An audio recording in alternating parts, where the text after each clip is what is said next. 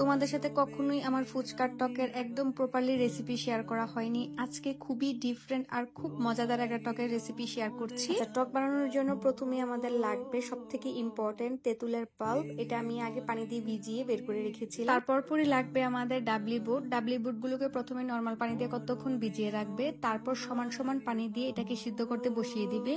মানে সিদ্ধ হয়ে যাবে, একটু পানি পানি থাকবে, এমতো অবস্থায় এটাকে উঠিয়ে নিয়ে ডাল ঘুটনি দিয়ে খুব ভালো করে একটু ম্যাশ করে দিতে হবে। আচ্ছা, তারপরে আমরা দিয়ে দিব পোলার চাল। পোলার চালটাকে শিলপাটায় খুব ভালো করে গুঁড়ো করে দিবে।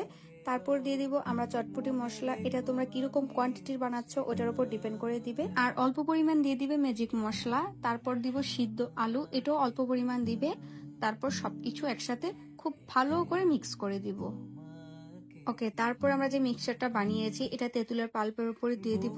দেওয়ার পর সবকিছু আবার খুব ভালো করে মিক্স করে দিব, যেন তেঁতুলের পাল্পের সাথে মশলাটা খুব ভালো করে মিক্স হয়। তারপরে তোমরা কিরকম টকটা পাতলা খেতে পছন্দ করো ওইটার উপর ডিপেন্ড করে পরিমাণ মতো পানি দিয়ে দিবে। আচ্ছা, তারপরে দিয়ে দিব সব রকম স্পাইসেস, যেমন ধনিয়ার গুঁড়া, জিরার গুঁড়া, সামান্য পরিমাণ বিট লবণ। টক অনেকে মিষ্টি খেতেও পছন্দ করো, অনেকে টক খেতে পছন্দ করো। তোমরা যেরকমটা পছন্দ করো ওই পরিমাণ চিনি ইউজ করবে। তারপর দিবে সামান্য পরিমাণ লবণ। দেওয়ার পর সবকিছু আবার মিক্স করে দিয়ে দিব সামান্য পরিমাণ চিলি ফ্লেক্স। এটা তোমরা কিরকম ঝাল খাও ওইটার উপর ডিপেন্ড করেই দিবে। তারপর বেশি পরিমাণ লেবুর রস দিয়ে দিবে। আমি গার্নিশিং এর জন্য কিছু লেবুর স্লাইসও ইউজ করেছিলাম, যেটার ভিডিও ক্লিপ নেওয়া হয়নি। তারপর বেশি পরিমাণ ধনিয়া পাতা দিয়ে সবকিছু একসাথে খুব ভালো করে মিক্স করে দিবে।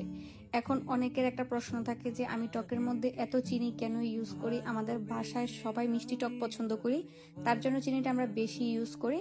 তো আশা করছি এই টকের রেসিপি